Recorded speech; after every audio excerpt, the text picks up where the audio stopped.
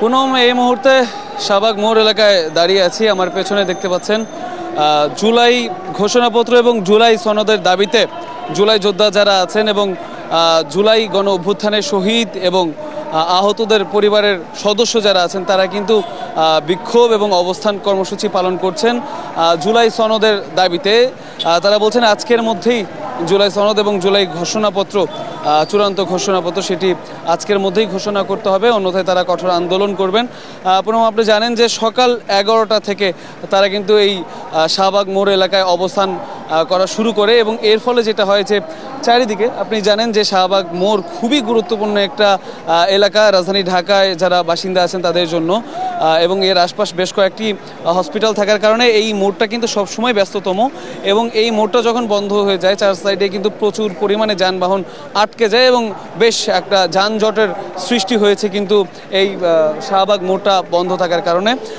আন্দোলনকারী যারা আছেন তারা বলছেন যে জুলাই গণ অভ্যুত্থানের 1 বছর পেরিয়ে গেলেও এখনও পর্যন্ত জুলাই সনদ এবং জুলাই ঘোষণাপত্র প্রকাশ করা হয়নি। এতে কারো গড়িমসি আছে কিনা সেটাও খতিয়ে দেখার জন্য তারা বলেছেন। এছাড়া তারা যেটা বলেছেন যে ঐকমত্য কমিশন তারা এখনও পর্যন্ত জুলাই সনদ এবং জুলাই ঘোষণাপত্রের ব্যাপারে একমত হতে পারেননি, সেই ব্যাপারে তারা খুব প্রকাশ করেছেন এবং তারা বলেছেন অতি দ্রুত তাদের এই জুলাই সনদ যেটাই সেটা প্রকাশ করার জন্য। এবং আজকে সকাল থেকে কিন্তু বেশ থেকে বৃষ্টি হচ্ছে, মুষলধারেও বৃষ্টি হচ্ছে, এখনও ঝিরিঝিরি বৃষ্টি।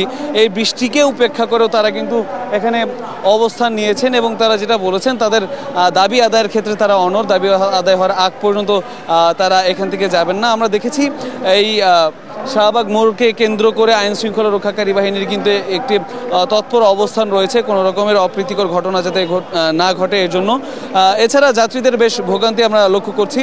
শুধুমাত্র অ্যাম্বুলেন্স বা এই আশেপাশের হাসপাতালগুলোতে যারা চিকিৎসা নিতে আসছেন তারা ছাড়া আর কেউ কিন্তু এখান দিয়ে চলাফেরা করতে পারছে না, মানে কোনো গাড়ি চলাচল করতে পারছে না।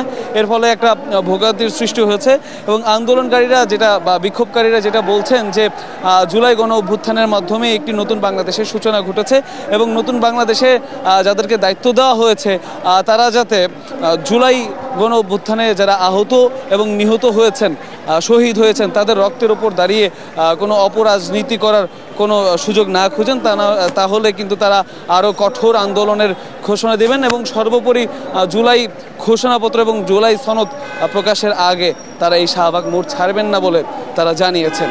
পুনম এই ছিল এখনকার মতো আমার কাছে সর্বশেষ।